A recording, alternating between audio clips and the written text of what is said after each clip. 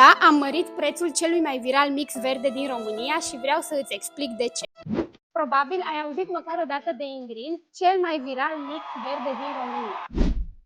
Vechiul Ingrin avea 6 superalimente, noul Ingrin are 10 și fiecare ingredient nou a fost ales cu un motiv clar.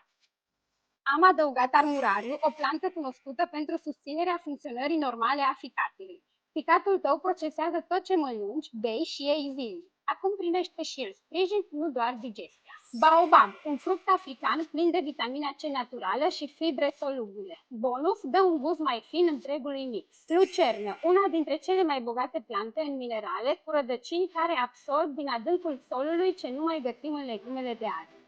Spanac, fier natural, ușor de asimilat pentru energia de zi cu zi.